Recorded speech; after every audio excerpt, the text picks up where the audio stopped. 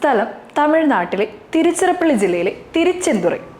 തലമുറകളായി കൃഷിയെ മാത്രം ആശ്രയിച്ച് ജീവിക്കുന്ന കർഷകർ ഏറെയുള്ള ഗ്രാമം. തൻ്റെ മകളുടെ വിവാഹത്തിനെടുത്ത ലോൺ തിരിച്ചടയ്ക്കാനാകാതെ ഒടുവിൽ അത് വിറ്റ് കടം തീർക്കാൻ 70-കാരനായ രാജഗോപാൽ തീരുമാനിക്കുന്നു. പിന്നാലെ വിൽപ്പനയ്ക്കായി രജിസ്ട്രാർ ഓഫീസിനെ സമീപിക്കുന്നു.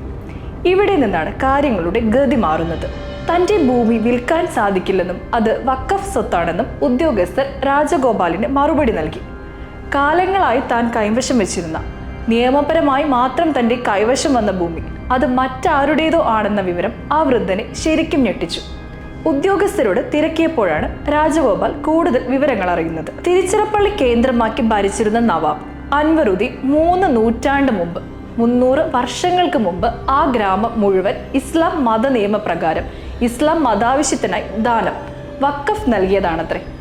സ്വാതന്ത്ര്യാനന്തരം ഈ ഭൂമി തങ്ങളുടേതാണെന്ന അവകാശവാദം ഉന്നയിച്ച് വഖഫ് ബോർഡ് സ്വന്തമാക്കാനുള്ള ശ്രമങ്ങളും നടത്തിയത്രേ. ഇതൊരു ഒറ്റപ്പെട്ട സംഭവമല്ല.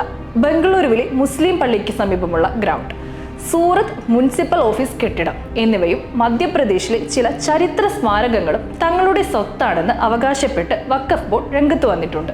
ഇത്തരത്തിൽ വഖഫ് സ്വത്തുകളിൽ അവകാശം ഉന്നയിക്കാനും അത് ഏറ്റെടുക്കാനുമുള്ള കൂടുതൽ അധികാരം 2013 UPA സർക്കാരാണ് വഖഫ് ബോർഡുകൾക്ക് നൽകിയത്. ഇതടക്കമുള്ള സാമാന്യ സമൂഹ വ്യവസ്ഥിതിക്ക് നിരക്കാത്ത നിയമത്തിലെ ഒരുപാട് വ്യവസ്ഥകൾക്കാണ് മാറ്റം വരുത്തുന്നത്. ഭാരതത്തിലുള്ള മുസ്ലിം ജനസംഖ്യയിൽ ഭൂരിഭാഗവും സുന്നി വിഭാഗക്കാരാണ്. അതായത് 87%. 10%-ഓളം ഷിയ വിഭാഗക്കാരും 3% മറ്റ് വിഭാഗങ്ങളുമുണ്ട്. നിലവിൽ 87% വരുന്ന സുന്നി വിഭാഗങ്ങളാണ് വഖഫ് ബോർഡിലെ അധികാരങ്ങൾ പൂർണ്ണമായും കൈയാളുന്നത്. 13% വരുന്ന ഇതര വിഭാഗങ്ങൾക്ക് വഖഫ് ബോർഡിലോ അനുബന്ധ സ്ഥാപനങ്ങളിലോ ഒരു അവകാശവും ഇതുവരെ ഇല്ലായിരുന്നു. എന്നാൽ കേന്ദ്ര വഖഫ് ഭേദഗതി ബിൽ അവതരിപ്പിക്കുന്നതോടെ ഇതിന് മാറ്റം വരും. ഷിയ, ഖോജ, സൂഫി വിഭാഗങ്ങളെയും ഇനി വഖഫ് ബോർഡുകളിൽ ഉൾപ്പെടുത്തും. എല്ലാത്തിനും ഉപരി സ്ത്രീകൾക്ക്, അതായത് മുസ്ലിം വിഭാഗത്തിലെ വനിതകൾക്ക് കൂടി നിയമ ഭേദഗതി വരുന്നതോടെ വഖഫ് ബോർഡിൽ പ്രാതിനിധ്യം ലഭിക്കും.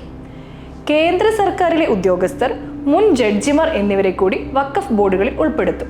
ഇത് മുന്നിൽ കണ്ടാണ് ഇതര മതസ്ഥരായ 2 പേർക്ക് വഖഫ് ബോർഡിൽ പ്രാതിനിധ്യം എന്ന വ്യവസ്ഥ കേന്ദ്ര സർക്കാർ കൊണ്ടുവന്നിരിക്കുന്നത്.